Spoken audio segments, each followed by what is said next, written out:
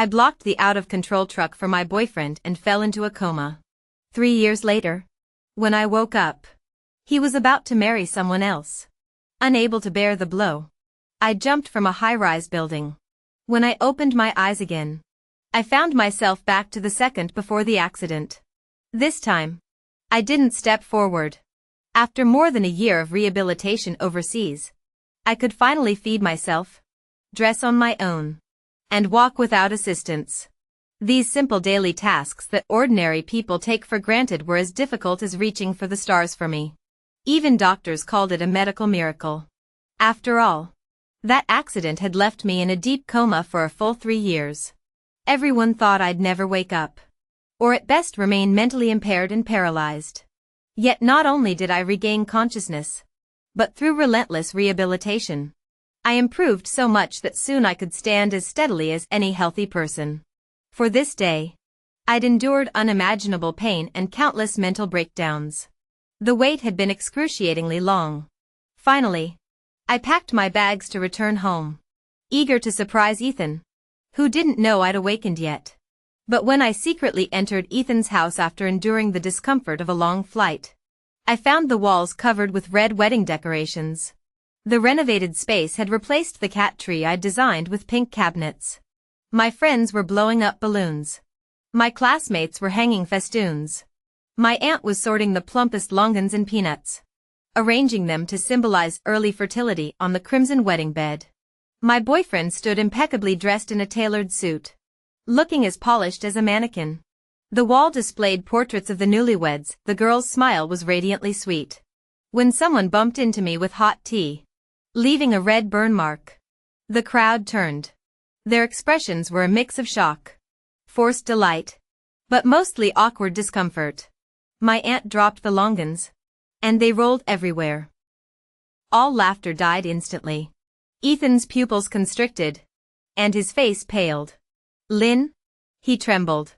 I managed a grimace-like smile, instinctively retreating before bolting out. The autumn wind in Penang bit through my clothes as I stumbled over the crackling dead leaves. My compromised mobility made running exhausting. Strong arms suddenly encircled my waist. Ethan held me as I shook violently. "You're back," he choked out. "Lynn, I've missed you." My tears soaked his expensive suit.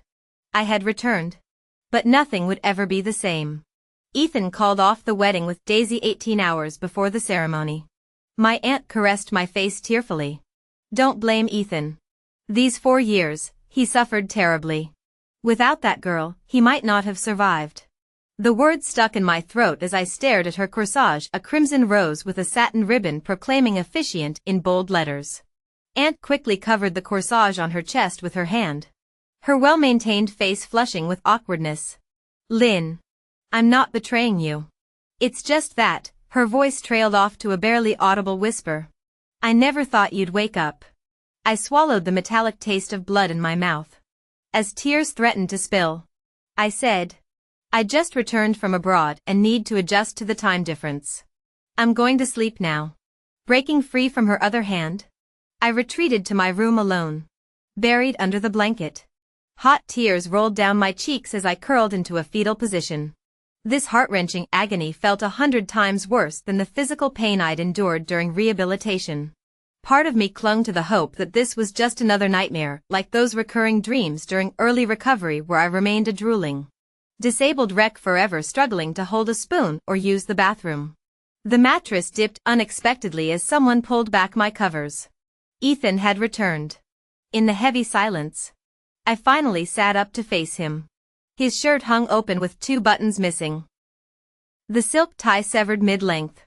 Bruises bloomed across his face, his split lip oozing blood. "Did they hurt you?" "I deserved it." "Of course." With invitations sent and venues booked, jilting the bride at the altar would inevitably provoke her family's wrath. Had I not returned, tomorrow would have seen them exchanging vows before a crowd. The image made me dig nails into palms, acidic bitterness rising as I voiced the question eating me alive. "Ethan, did you also believe I'd never come back?" His lashes lowered, lips pressing tight. "After an eternity," he murmured. "Lynn, I'll stay with you now. Forever. The earnest promise stabbed deeper than any evasion could. His phone rang suddenly.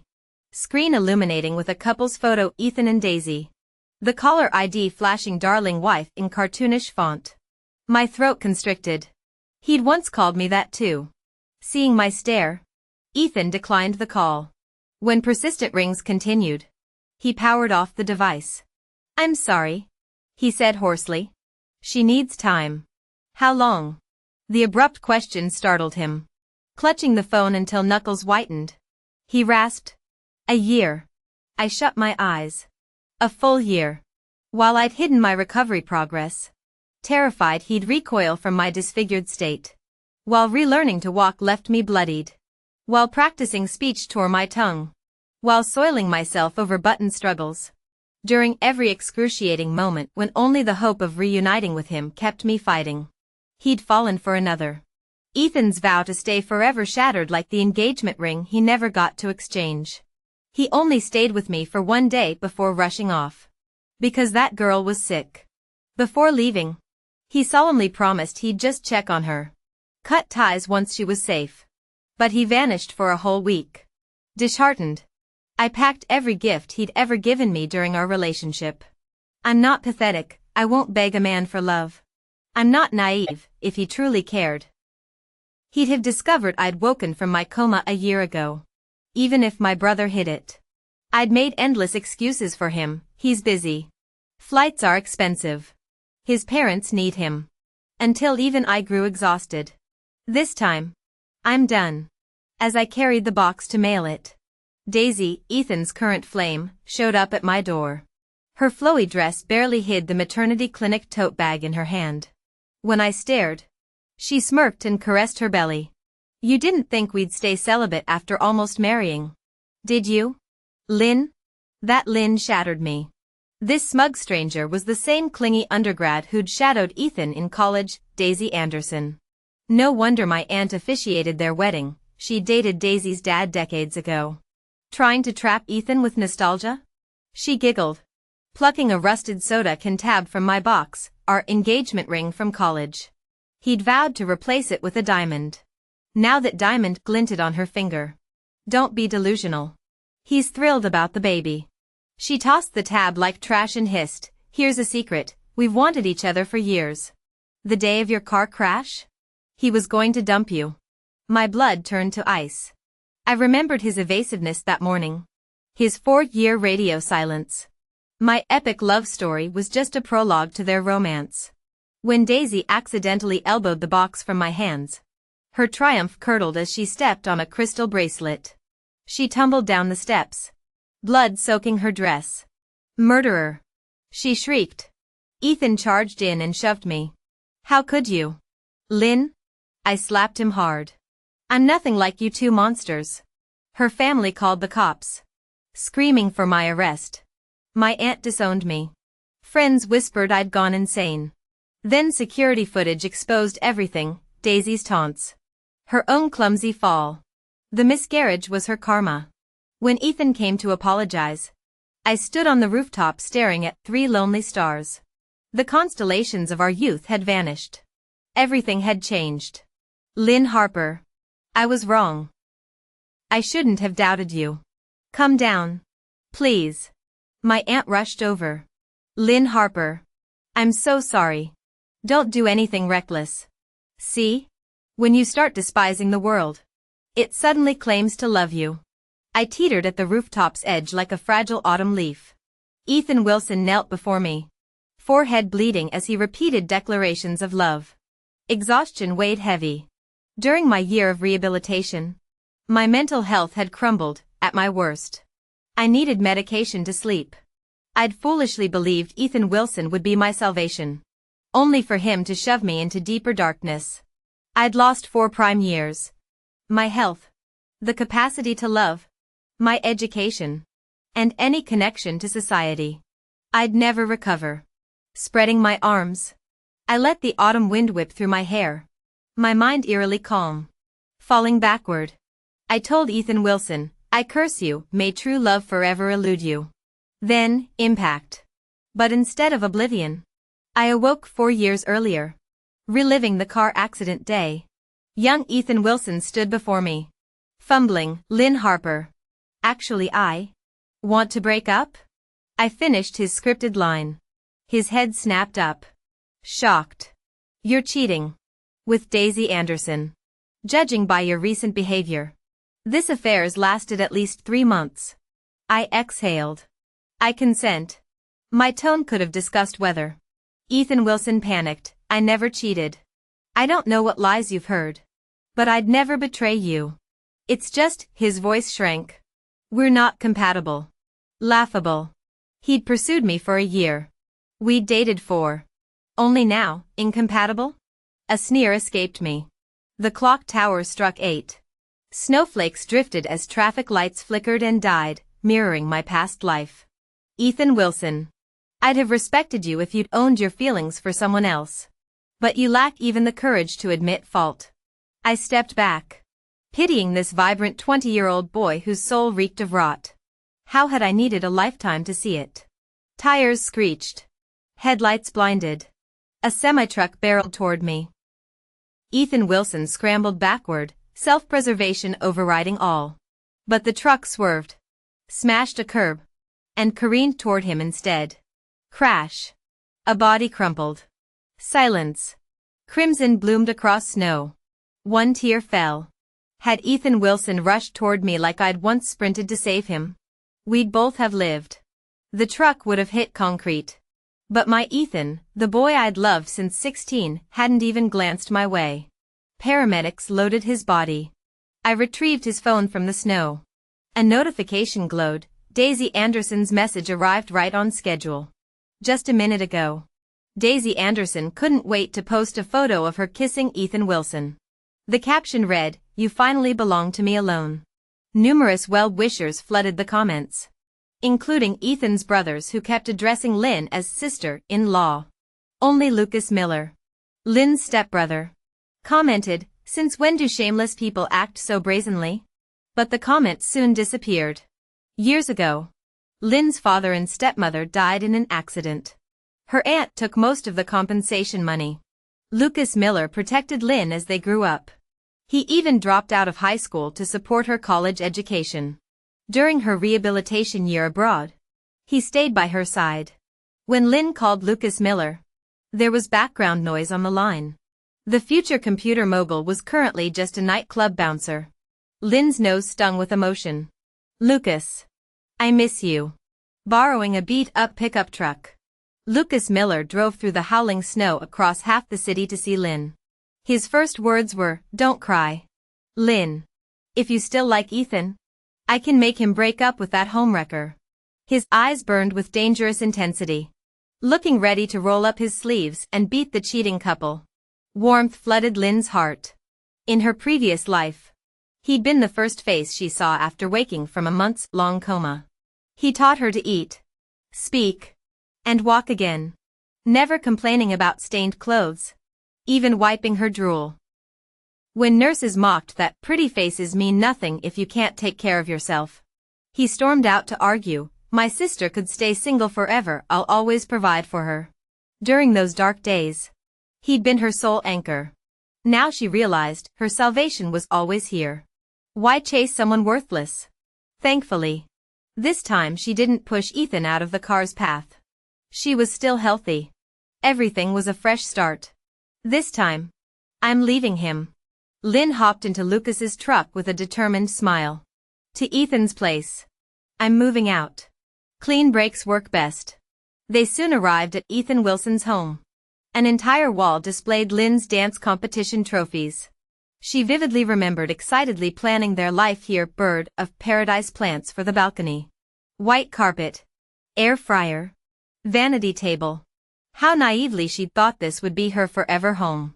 Quietly packing these memories into boxes, she erased all traces of her existence. After leaving the keys with property management, a refreshing clarity washed over her. Cutting losses, a lesson learned through lifetimes. Then Ethan's friend messaged, "Sis. Ethan had a car accident. Below, knee amputation. Location." She blocked him without finishing reading. Sister-in-law? Let Daisy Anderson enjoy that honor. After returning to campus on Monday, two rumors dominated. First, she'd been cheated on by Ethan Wilson and Daisy Anderson. Processed and translated text. The second incident, Ethan Wilson was left disabled. And there's a third. My roommate Renee leaned closer. The campus gossip queen. Nothing escaped her radar.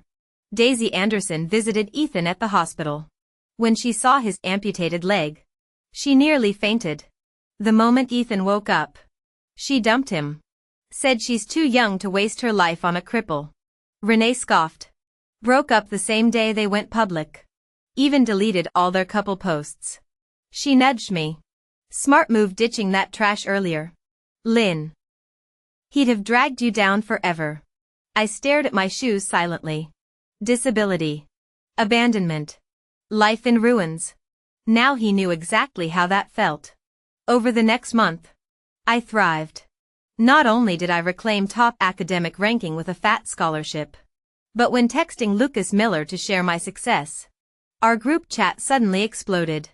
Ethan's being discharged. Someone announced. Let's throw a welcome back party. Cheer him up. I grimaced. Celebrate what? His missing leg? Photos of flower arrangements and fruit baskets flooded the chat. Then Ethan's buddies tagged me. Where've you been these weeks? Mrs. Wilson? You better show up. With hospital coordinates. The audacity. Had they forgotten how they gushed over perfect couple Daisy and Ethan's announcement? Now that their new princess bailed, they wanted the old doormat back? As I typed a scathing reply, Renee's voice note blasted, tagged the wrong person much? Lynn here got dumped. Remember? Drop the Mrs. Wilson crap. After awkward silence, someone retorted, Ethan's suffering. Why hold grudges? Renee fired back, screw you. Ethan only lost a leg, Lynn lost her whole relationship. My eyes misted. Bless Renee. My digital warrior. I roasted them all in the chat before exiting. Ethan wasn't worth my breath. Let alone his trashy friends. Renee DM'd praise for my badass exit. Worried I might cave. Never. Past wounds still burned fresh. Days later, I tried reaching Lucas for dinner. His phone went dead. With growing unease, I called his supervisor only to learn he'd been hospitalized after breaking up a bar fight. Frantic, I rushed to the hospital. Wandering corridors blindly, I didn't find Lucas, but collided with Ethan Wilson. Time hadn't been kind. Sunken cheeks. Sickly pallor. The wheelchair. His right leg ended abruptly above the knee. Empty pant leg flapping. He jerked a blanket over the stump. Eyes lighting up. Lynn Harper, you came? The wheelchair lurched toward me. Ethan's bony fingers clamped my wrist. Cracked lips trembling. They all said, you wouldn't, I don't believe it. We had 4 years together. I knew you couldn't forget me. That you still cared. Memories of our past life flooded me, his evasiveness during our breakup. His cowardice when danger struck. A chill ran down my spine. Just then, Lucas Miller walked by. I pried Ethan's fingers off me one by one. You're mistaken, I said flatly. I'm not here for you. I came for my brother. Ignoring Ethan's ashen face, I rushed toward Lucas, the only person left in this world who truly mattered to me. Ethan's friends arrived with flowers and fruit baskets. Isn't that Lynn Harper? Someone exclaimed. Told you she couldn't stay away from Ethan. Who's that guy with her? They looked close. My focus remained on the stitches above Lucas' eyebrow. Satisfied it wasn't serious, I tugged him toward the exit. The hospital's antiseptic smell and these people repelled me equally. She's leaving? Seriously? Not waiting for Ethan? I felt burning eyes on my back. Through peripheral vision, I saw Ethan clenching his fists. Face stormy. He'd always hated Lucas. Before we dated, he'd complained about how Lucas looked at me. Now, with Ethan broken in body and spirit, I was showering attention on his least favorite person. His anguish pleased me not out of malice, but indifference. Lucas, quit your job, I demanded. I couldn't wait for his eventual success as in our previous life. Seeing him hurt was unbearable. My scholarship covers everything. Stop exhausting yourself. The nightclub where he worked swarmed with drunks and troublemakers. Today's brawl left 2 stitches, next time could be worse. You're worrying over nothing. He tried joking. The bandage looks worse than. My sudden embrace silenced him. His lean frame felt bony against me. When they said you were hospitalized, I imagined every worst scenario. My voice cracked. If anything happened to you, in our past life, I'd endured lover's betrayal and family abandonment. Only this non-blood-related brother stayed. I'd survived 3 years of illness, a year of rehabilitation, but collapsed within 12 days of returning home. This second chance meant reversing roles. Now I'd protect him as he'd protected me. Lucas stiffened at the unexpected hug before gently patting my head. Mind your manners. I'm your elder. His usual authoritative tone softened. All right. I'll listen to you. That evening back in the dorm, I used my saved scholarship money to buy Lucas Miller a computer online. I knew Lucas was a genius in this field. It wouldn't be long before he'd make remarkable achievements in computing with his talent. In my previous life, he'd exhausted himself juggling work while caring for me in a coma. This time, I'd eliminate his burdens and help him succeed sooner. An unknown number suddenly flashed on my phone. When I answered, only shallow breathing came through. I was about to hang up after several hellos, when a hoarse voice rasped. When did you move out? Why didn't you tell me? Ethan Wilson. You left the keys behind. Are you not planning to come back? Pathetic. Was I supposed to stay there forever? Ethan. We broke up. I reminded him coldly. You're the one who chose this. The line went silent for a long time. Just as I moved to disconnect, he choked out. I regret it. Regret? Actual remorse? Or did Daisy Anderson dump him, making him nostalgic for my devotion? So could you come? No. My refusal cracked like a whip. I wasn't some dog that came wagging back at a beckon. Though my childhood left me love-starved and insecure, I still had pride. The moment I discovered his betrayal, he'd died in my heart. I hung up decisively and blacklisted the number. I won't let anyone taint my hard 1-second chance. Next morning at breakfast with Ren Qing, she fidgeted nervously, stirring her congee into mush. When pressed, she blurted. Ethan took sleeping pills yesterday. They rushed him to the hospital. She clawed at her hair. God. I shouldn't tell you, but did he die? No. They saved him. He's still hospitalized. I sipped my soy milk. If he dies, count me in for funeral wreath donations. If not, spare me future updates. Sleeping pills? Please. Arson attempts? Throwing himself into traffic? Finally leaping from a rooftop? My 4 years of living hell made his melodrama look like child's play. As news of Ethan's stunt spread through campus, classmates whispered about my stone-cold indifference. Heartless? Please. When Daisy dumped Ethan after his accident, she ghosted him instantly. Meanwhile, I never badmouthed my cheating ex, practically sainthood compared to her. 2 days later, the dance club president dragged me shopping for props. The driver turned out to be her boyfriend Shinfan, Ethan's close friend. Though itching to bail, I stayed for her sake. The van reeked of unspoken tension as we drove. Shinfan's knuckles whitened on the wheel, shooting me venomous glances through the rear view. Let him glare. My conscience was clear, unlike certain backstabbers riding shotgun with their boyfriend's affair accomplices. When we stopped at a red light, he finally snapped. You know he almost died because of you. I laughed, sharp and humorless. Correction, he almost died because of his own drama. My account with Ethan's been settled. Take your misplaced hero complex elsewhere. The president gripped Shinfan's arm. Enough. Lynn's our guest. He slammed the brakes at our destination. Some guest. Heartbreaker more like. Stepping out. I smiled sweetly. Better a heartbreaker than a homewrecker's lackey. Let him chew on that while unloading boxes. The president apologized profusely, but I waved it off. This petty squabble barely registered. My eyes were fixed on the horizon, where Lucas' coding future and my own rebirth awaited. Far from these toxic echoes of the past. Who knew the car would suddenly veer off course halfway and wind its way to Ethan Wilson's home? Staring at the familiar buildings outside, I demanded coldly, "What's the meaning of this?" The club president shot a guilty glance at Ethan's friend Simon beside him. Simon stated bluntly, "For our brother's sake. Sis. Our apologies." Before I could react, he grabbed my wrist and forcibly dragged me upstairs. As we entered the foyer, the sound of shattering objects erupted. Daisy Anderson's tearful voice carried through, "Ethan. Wasn't I clear enough? I can't be with a cripple. I have a boyfriend now, you're embarrassing yourself chasing me like this." Classic. Ethan's loyal brothers had kidnapped two sisters-in-law just to cheer him up. Simon flushed with discomfort as another coughing fit sounded from within. Ethan's voice followed. Hoarse with anger, "Get out. Loving you was the stupidest thing I've ever done." Daisy came rushing out, pausing to glare venomously at me.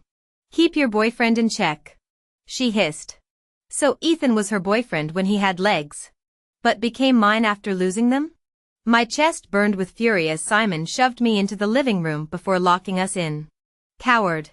The commotion alerted Ethan, mistaking me for Daisy's return. He snapped without turning, "I told you to leave. You want me gone? Then unlock the damn door." He stiffened, wheeling around clumsily. The man before me looked like death, hair matted, eyes sunken in purple hollows, stubbled jawline sharp against paper white skin.